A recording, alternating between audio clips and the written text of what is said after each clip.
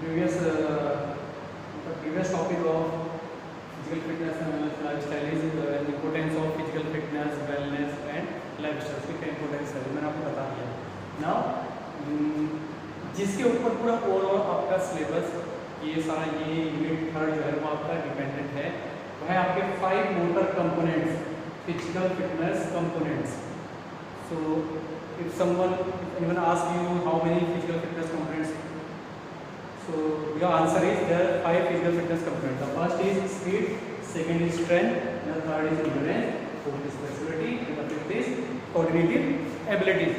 So there are 5 fitness components. They are also known as motor fitness components या motor components. Okay, so please इस चीज़ को याद रखना, इनको motor components भी कहा जाता है. Okay, now it is a basic structure. It is very simple. तो आप चाहे तो इस फॉर्मेशन से भी आप याद कर सकते हो. उसमें simply first of all write name of the physical fitness component और the 5 fitness components, then their types. There is no explanation in this chart.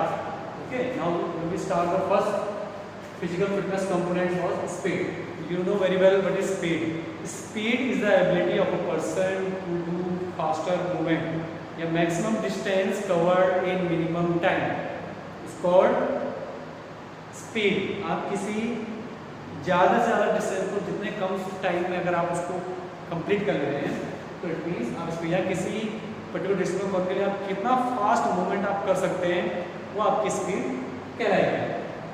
Okay, second speed is the basic essential components of our in all the games, because every game want speed. Without speed you can not move faster as compare to your components. तो it's the basic components of every game और sport. तो without speed आप किसी भी players को किसी particular game में जैसे क्रिकेट में रन लेना तो आपको बहुत ज़्यादा स्पीड चाहिए. ठीक है, आपको बॉलिंग करनी तो आपकी स्पीड अच्छी होनी चाहिए, फॉलो तो चलना चाहिए. आपको फॉलो करना तो आपने इतनी स्पीड चाहिए कि अपने प्लेयर को आप डॉज दे सके. बैडमिंटन में स्मैशिंग के टाइम को इतना क्विक रिस्पॉन्स करना पड़ता था, फास्ट आपको शटल उठानी होती है, ड्रॉप उठाने होते हैं, जिसमें आपकी स्पीड काफ़ी ज़्यादा हेल्प करती है. तो स्पीड जितनी ज़्यादा होगी आपके मूवमेंट्स उतने ही फास्टर होंगे. ओके, तो वो आपकी काइंड ऑफ हेल्प करती है उस पर्टिकुलर स्पोर्ट्स और इवेंट में आपको सक्सेसफुल करने में.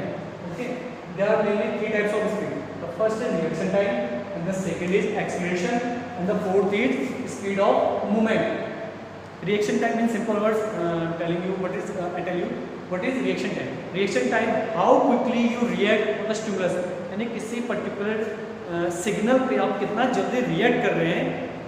This is your reaction time. Acceleration means after reaction time आप अपने टॉप स्पीड को गेन करने में कितना टाइम ले रहे हैं. दिस इज योर एक्सीलरेशन, यानी कि अपने टॉप स्पीड को आप अचीव करने के लिए कितना टाइम ले रहे हैं. दिस इज योर एक्सीलरेशन, कितना जल्दी आप कर ले रहे हैं.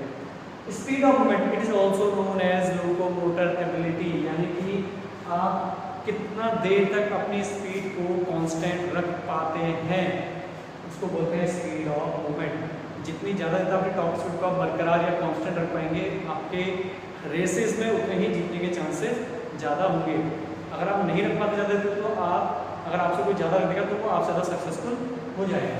Now come to the second fitness component और strength. Strength is the ability of a person, या अगर उसको कि strength is the ability and it is the ability of our muscles helps in work, यानी कि किसी वर्क को करने के लिए आपको स्ट्रेंथ की नीड वहाँ पर होती है. या strength is ability to overcome resistance. Okay, strength की नीड भी it is essential components of every sports. Strength के बिना भी आप कोई भी एक्टिविटीज़ नहीं कर सकते हैं. किसी भी एटलीस्ट किसी वेट को लिफ्ट करना है, किसी मूवमेंट्स को भी करना है, तो आपको वहाँ पर स्ट्रेंथ की नीड कंपलसरी होती है.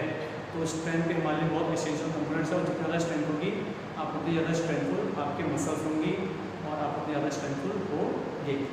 There are mainly 2 types of strength. The first is static strength and the second is dynamic strength. Static strength means to perform any strengthful activities in a single position, in a static position, यानी कि no motion. अगर आप किसी भी motion single एक particular position से आप किसी स्ट्रेंथफुल एक्टिविटीज को कर रहे हैं, this is your static strength. and the dynamic means during motion. Perform any strengthful activities in motion is known as dynamic strength. There are further types of dynamic strength. There are mainly three types of dynamic strength. First is maximum strength, ठीक है, and the second is explosive strength, and the third is strength endurance.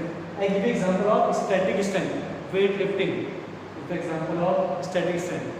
Arm wrestling, पंजा लड़ाना is the example of static strength. Okay, pushing the ball is the example of static strength.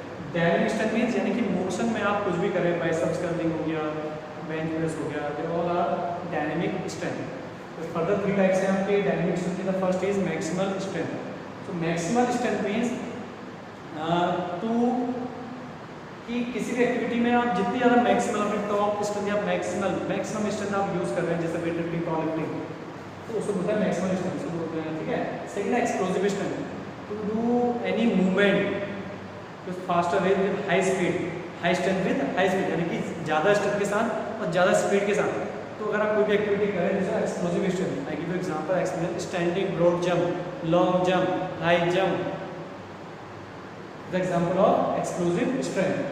Now the last point is strength endurance. So it is the combination of strength and endurance. Strength and endurance, तो जहाँ पर दोनों चीज़ें मिल जाएंगी उसे बोलते हैं strength and endurance. Like आप उसको बोल सकते हो स्ट्रेंथ टू एक्टिविटी, जहाँ पर आप बहुत ज़्यादा जैसे लॉन्ग रेसेस आप बोल सकते हो, काफ़ी ज़्यादा स्ट्रेंथ और एंड्योरेंस की आपको नीड होती है या पर्टिकुलर की चीज़ को होल्ड करके रखना है. Now the third point is endurance. Endurance is the ability of a person to do activity for longer duration and without fatigue. अगर आप किसी भी एक्टिविटी को लंबे समय तक लेके जा रहे हैं, लंबे किसी और ज़्यादा लंबे टाइम तक उसको खींच ले रहे हैं या उसको कर रहे हैं, this is called your endurance. तो वो आपकी एंड्योरेंस कहलाती है. और it is mostly required in long distance races, football, hockey, cricket. It required endurance. अगर आपको एंड्योरेंस उसमें इंटरेस्ट नहीं तो can't play that games. So there are two types of endurance. The first is short term endurance and the second is long term endurance. Short term endurance known as anaerobic endurance. It is known as anaerobic endurance, and long term endurance known as aerobic. Aerobic endurance means those activities which are performed in the presence of oxygen is known as aerobic endurance. And anaerobic endurance means those activities which are performed in the absence of oxygen, यानी कि जितना amount of oxygen आपके store है उसी amount आप चला रहे हैं या आप ज़्यादा अमाउंट ऑफ ऑक्सीजन नहीं ले सकते हैं, उन एक्टिविटीज़ को बोलते हैं जैसे एनारोबिक एंड्योरेंस. जैसे हम बोलते हैं 100 metre race, 200 metre race, long jump, high jump. The perfect example of short term endurance. Long term endurance means किसी एक्टिविटी को लॉन्ग टाइम तक लेके जाना, तो उसके लिए आपको सफिशिएंट अमाउंट ऑफ ऑक्सीजन की नीड पड़ती है, स्ट्रेंथ चाहिए होती है, उसको बोलते हैं long distance races, marathon, cross country, football, ball, cricket, all are example of long term endurance.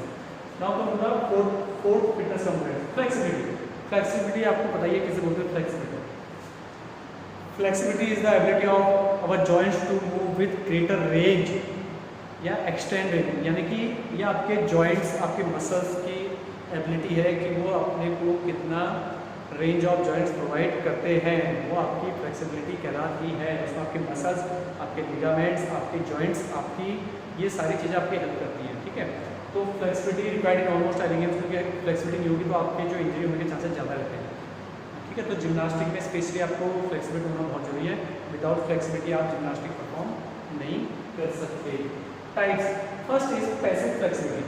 Passive flexibility are those flexibility which is performed with the help of external things, यानी कि ऐसी flexibility exercises या ऐसी stretching exercises जिसमें आपको others की help लेनी पड़ती है, यानी कि एक्सटर्नल हेल्प, टीममेट्स, पार्टनर्स, उनकी हेल्प अगर आप ले लो तो बोलते हैं पैसिव फ्लेक्सिबिलिटी. एक्टिव फ्लेक्सिबिलिटी किसे बोलते हैं? एक्टिवली आप जब कर लो खुद ब खुद. तो एक्टिव फ्लेक्सिबिलिटी फर्दर दो टाइप्स है, स्टैटिक फ्लेक्सिबिलिटी और डायनामिक फ्लेक्सिबिलिटी. स्टैटिक में आपको बता दिया सिंगल पोजिशन में अगर आप जैसे toe touching, forward toe touching, backward pushing, sideward stretching, तो these are the example of static flexibility. Now second dynamic flexibility. Those stretchings are which are performed in motion is known as dynamic flexibility. Gymnastic में आपने काफ़ी देखा होगा करते हैं. Now the last is coordinative abilities. Coordinative abilities also known as agility. Agility, coordinative ability is a combination of these four components: speed, strength, endurance and flexibility. तो ये चारों कंपोनेंट जो है इनका कॉम्बिनेशन कहलाता है कोऑर्डिनेटिव एबिलिटीज। इसका another name है एजिलिटी भी कहते हैं। इसके फर्दर टाइप्स हैं, और कोऑर्डिनेटिव एबिलिटीज़ के बिना आप किसी भी गेम में वेल परफॉर्म नहीं कर सकते हैं, ठीक है। तो इसके बहुत सारे एग्जांपल्स होते हैं, आपको बता दो जिग-जैग रन, शटल रन, ठीक है। तो these are the example of coordinative abilities. तो ये जो मेथड्स हैं इनके थ्रू आप कोऑर्डिनेटिव एबिलिटीज को बना सकते हैं।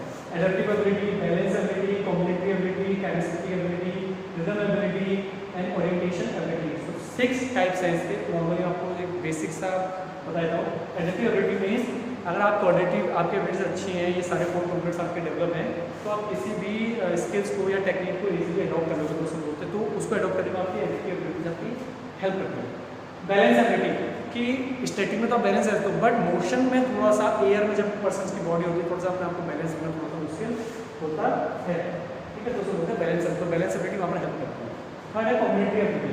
कॉम्बिनेटरी एबिलिटी क्या है कि जो सिंपल मूवमेंट्स को मिलकर कॉम्प्लेक्स मूवमेंट जब बन जाते हैं, तो उस कॉम्प्लेक्स मूवमेंट को ईजिली कॉम्बिनेशन के थ्रू यानी कि ईजिली करने में आपकी हेल्प करती है कॉम्बिनेटरी एबिलिटी। काइनेस्थेटिक एबिलिटी मीन्स होता है dynamic features of movement. Fifth है रिदमिक एबिलिटी मीन्स होता है कि किसी एक्टिविटी को या किसी स्किल्स को इस तरह परफॉर्म करना है कि वो बहुत ही ज़्यादा ग्रेसफुल एक्शन लगे, यानी कि बहुत लुक वाइज बहुत ही बढ़िया लगे। तो बोलते हैं रिदम में करना की चीज़ को, जब आप रिदम में करते हैं तो वो चीज़ ऑटोमेटिकली अच्छी लगती है। Orientation ability, orientation the practice of agility exercises to responsive और कॉम्प्लेक्स मूवमेंट, यानी कि एजिलिटी एक्सरसाइजेस के साथ साथ आप किसी कॉम्प्लेक्स मूवमेंट कर रहे हैं। These are the example of orientation ability.